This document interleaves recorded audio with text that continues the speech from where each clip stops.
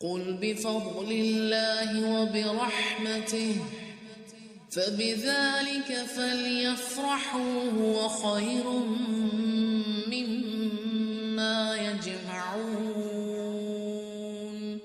کچھ ریورڈز یا کچھ انگلش سپیکرز کے نام مجھ سے بھی لے لیجئے گا بعد میں، بے شک خود بھی دیکھتے ہوں گے ان کی دعوت میں، ان کے قرآن کے پڑھانے، ان کے لیکچرز کے سٹائل میں قال اللہ قال رسول، قرآن کی آیت، حدیث کی آیت.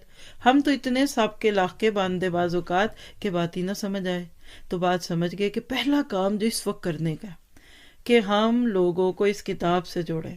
تھوڑی سی قربانی تو دینی پڑے گی، میں مانتی ہوں. دیکھیے ہوگا کیا کہ کچھ لوگوں کو اپنے ناموں کی قربانی دینی پڑے گی، کچھ کو اپنی لیڈرشپ کی قربانی دینی پڑے گی. مثلا یہ کہ اگر 10 گروپ بنائے آپ نے تو 10 گروپ لیڈر تھے، آپ کہتے ہیں یہ چھوٹے چھوٹے گروپس کو کیا کرنا ہے، ان کے 3 بنا دیتے ہیں یا 4، جب چلیے 5 گروپ بنا دیتے ہیں 10 کے.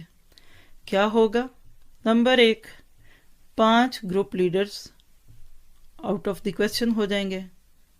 اب وہ 5 جب آؤٹ آف دی کویسچن ہوئے تو ان کو ان 5 گروپس میں آنا پڑے گا نا، ایز اے اسٹوڈنٹ یا ایز اے ہیلپر.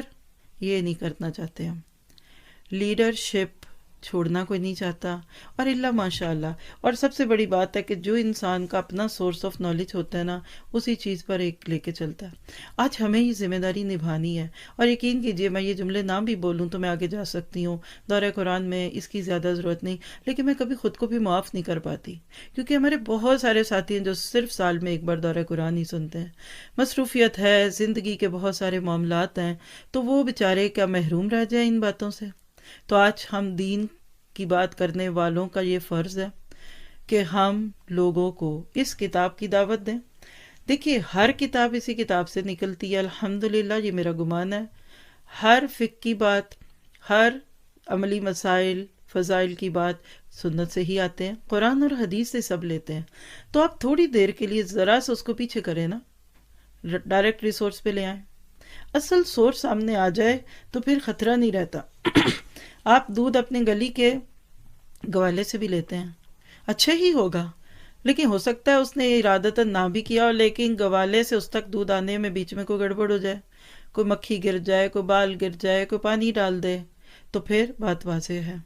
اگر ریئل سورس پہ جڑ گئے تو بات سامنے آئے گی. اور جب اللہ کی اس رسی کو پکڑیں گے اور سارے مل کر پکڑیں گے نا، تو اس کے بعد یاد رکھیے دل بھی قریب آئیں گے. سگے بھائی بہنوں سے کچھ دن نہ ملے نا تو دل دور ہونے لگتے ہیں، اور خدا نخواستہ اگر ناراضگی ہو تو گلے شکوے بھی آنے لگتے ہیں.